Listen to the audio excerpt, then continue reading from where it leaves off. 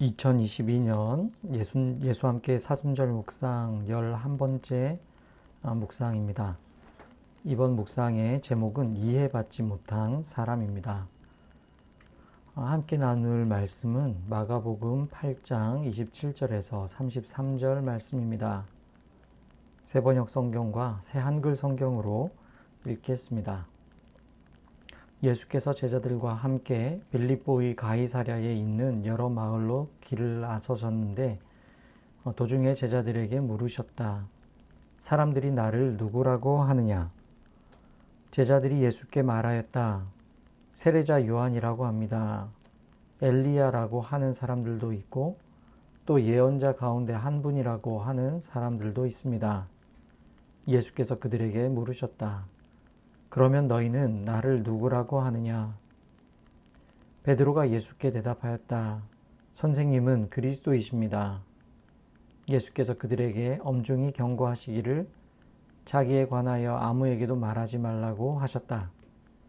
그리고 예수께서는 인자가 반드시 많은 고난을 받고 장로들과 대제사장들과 율법학자들에게 배척을 받아 죽임을 당하고 나서 사흘 후에 살아나야 한다는 것을 그들에게 가르치기 시작하셨다.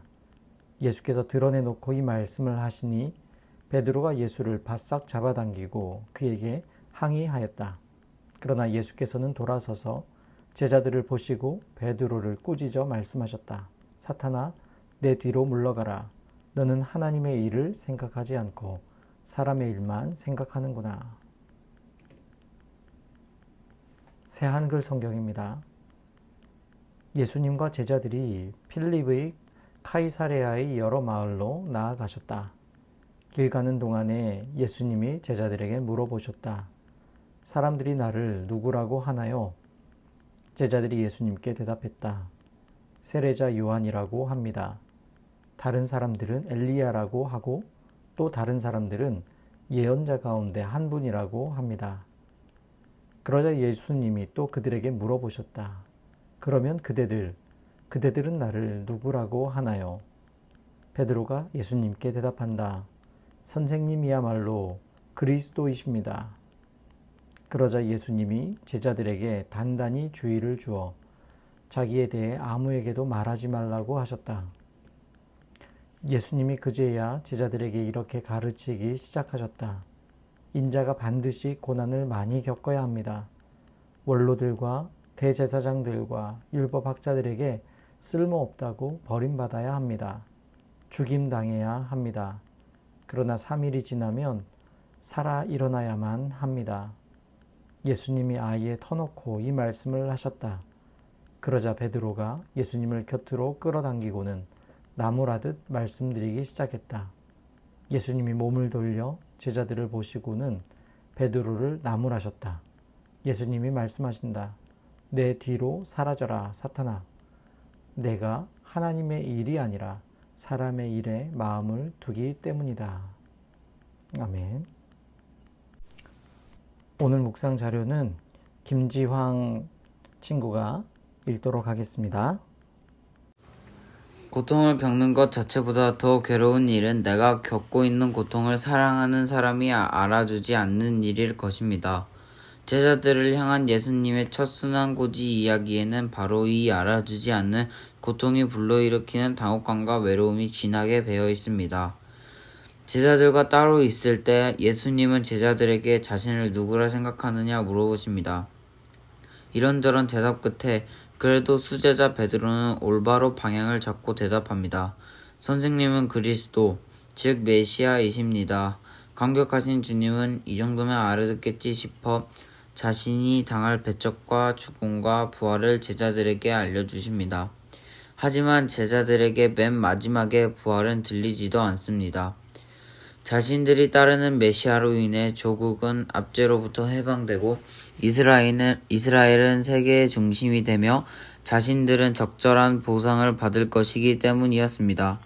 이 모든 승리와 영광을 날려버리는 죽음의 고지의 제자들이 받아들일 수 없는 것은 어찌 보면 당연한 일이었습니다. 특별히 베드로는 완강하게 반항합니다. 심지어 그는 예수님을 꾸짖습니다. 유감스럽게도 항의하다라는 번역은 바른 번역이 아닙니다. 헬라어 본문에서 이 단어는 예수께서 베드로를 꾸짖었다고 말한 33절 꾸짖다와 동일한 단어이기 때문입니다. 원래의 의미대로 번역했을 때 상황은 훨씬 더 분명해집니다. 베드로는 예수님을 꾸짖었던 것입니다. 자신이 당할 죽음을 말하는 것조차 힘들고 괴로우셨을 것입니다.